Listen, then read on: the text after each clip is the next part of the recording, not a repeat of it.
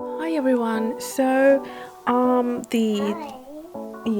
from Mason. The desk is looking slightly different today, and the reason is because I have actually loads of things happening here, which I just will pull in to show you. So those are the new polychromos, and then pencils that I've added to my collection. I've got some Dina Beckley, I'm sure I'm mispronouncing the name, acrylics, and I even have some hydrous paint sitting here, which I haven't used in ages, so it was really fun. And basically I'm working on something new, and it's acrylics related, and I absolutely love it, so I want to share it with you soon, and that's the reason why I'm not taking off the Rangers mat, because I soon after I will finish the video, I want to go back to what I was doing. Today I want to concentrate on looking at these four colors, which two of them are by Daniel Smith, so the Quinacridone Deep Gold right here and the Transparent Red Oxide, and then we have two in the middle by Graham, which are both quinacridones, and they come from that Quinacridone 5 watercolor set that I purchased and featured recently.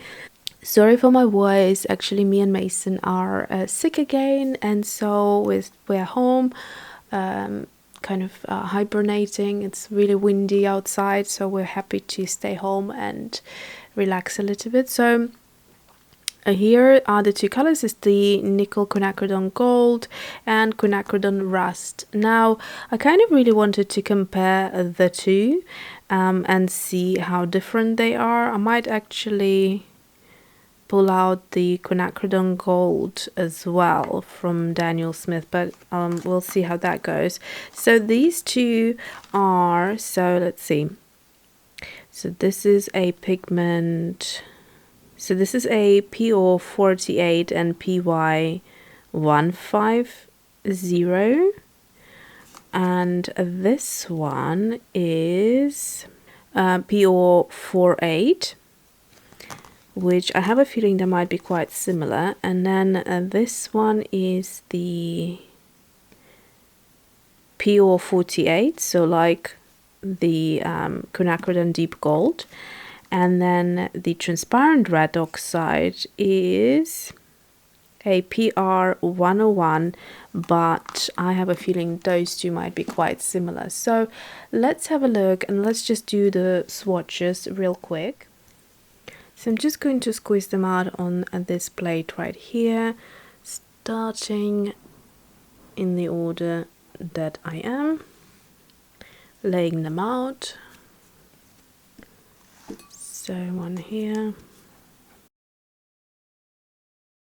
They are escaping a lot from their tube, so I'm just going to give them a little squeeze on the side of the tube. And finally, Transparent Red Oxide. That's a beautiful color that I added to my Daniel Smith collection recently, and I haven't used it much, but it is gorgeous. So the first one is Daniel Smith Quinacridone Deep Gold, as opposed to Quinacridone Gold. So this one is a little bit more richer. It's a gorgeous color.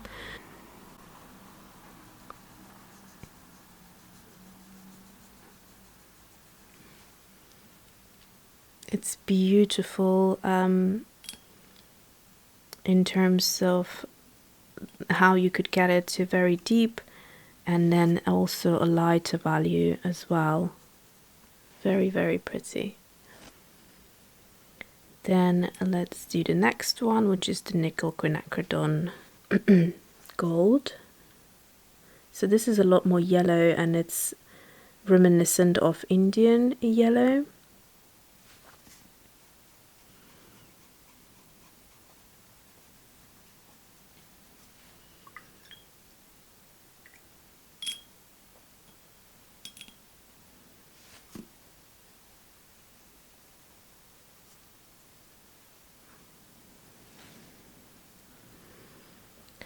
Next one is Quinacridone Rust.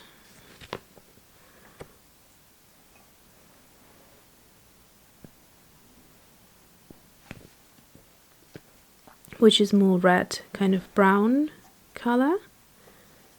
And I could get it more intense.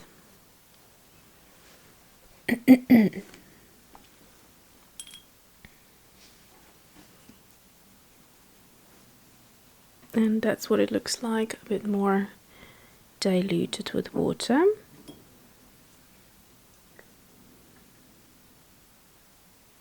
Okay? Yes. Good boy. And finally is the transparent red oxide. I think I might pull out a couple more colors because they are reminding me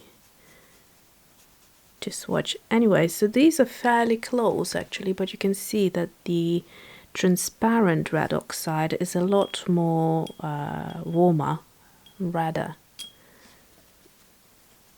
To my surprise, I thought it's very similar actually, but it's not that similar. And then I will also pull out a Indian yellow for this one, just to compare it, which is a Daniel Smith. And there is a Quinacridone Gold here as well, so these two colors, I will swatch them here just to have a comparison. So let's see, here is the Indian yellow. I presume it's going to be a lot lighter. So here we go. Yes, it's a lot lighter and sort of brighter compared to this color. And then I'm going to wash it out just a little. And then Quinacridone Gold, I'll put opposite the Quinacridone Deep Gold, which is also by Daniel Smith, and it's this color right here. And let's see, so you can see the difference here. This is actually quite sort of like a new passion of mine, is to find gorgeous neutrals. I do use them, not as regularly as the other sort of brighter colors, but I definitely have more appreciation towards them, especially if I find one which is quite juicy, as these are. I'm not happy with this swatch up here, so I think I might just go back in and try to work on that. And just try to brush out and pull it just a touch out here. Yeah, I think that's better now.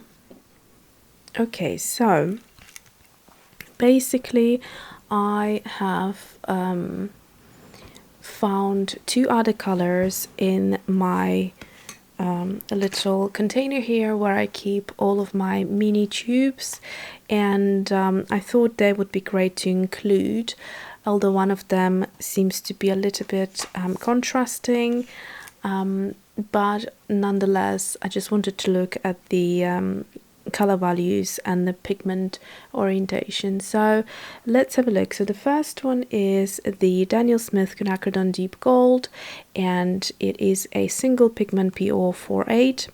There is also a single pigment PO48 here, which is an M. Graham Quinacridone Rust, and as you can see, both of them look very, very different. So that's the beauty of different brands, because you may think, oh, I actually have a PO48 already, but you might discover that actually, depending on the brand and depending on the binders they use, the pigments, etc., it will come out looking slightly different. So there is never any harm in purchasing the same pigment and finding out that they are actually beautiful in different ways. So that is that. And then we have here in the middle is the M. Graham Nickel Quinacridone Gold, which is a more of a yellow, and it kind of goes in hand with these three colors, I would say. And this one is a combination of PO48, which we just looked at, and also PY150, PY150, which I have found to be the Daniel Smith Nickel Azu Yellow right here in my collection. So it's one of the recent colors I have added. It's beautifully vibrant at the same time as transparent, so I really like it. It's even more intense as than the Indian yellow, as you can see right here. Presumably, if we would take one of these, so either that color or this color, and mix it with this, we would get something similar to that, presumably.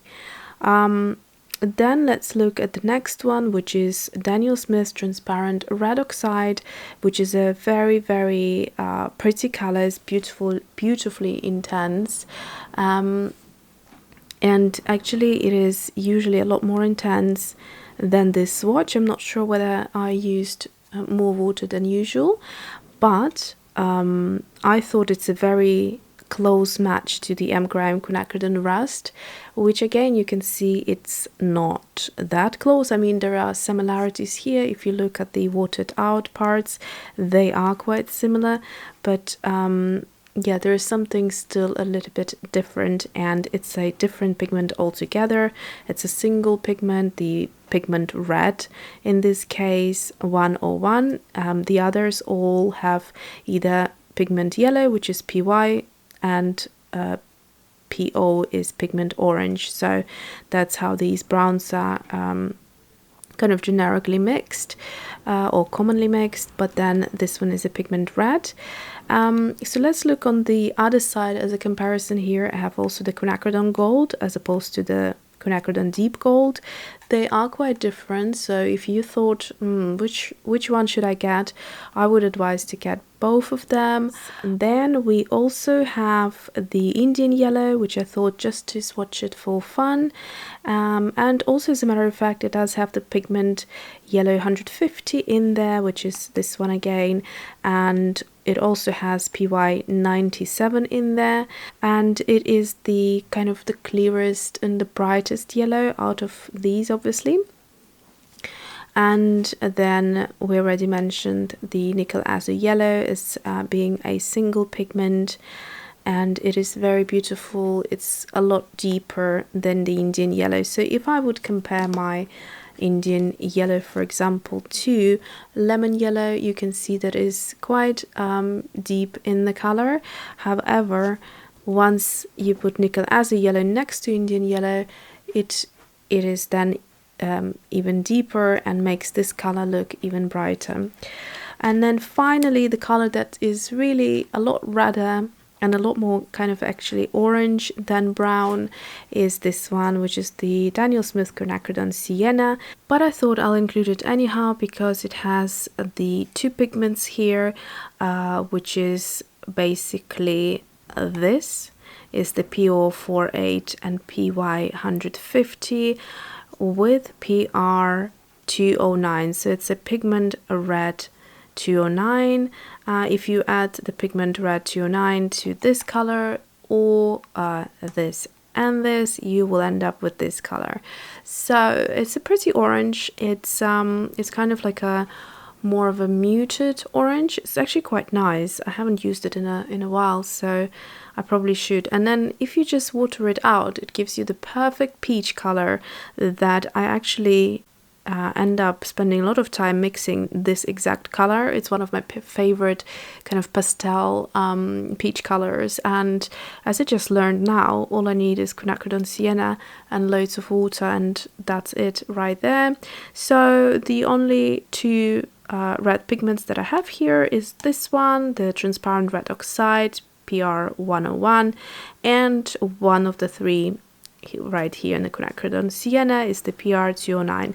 So I hope this kind of gave you a good comparison here when you look at these colors. If you were kind of considering buying some of these and seeing them next to one another helped you in some way.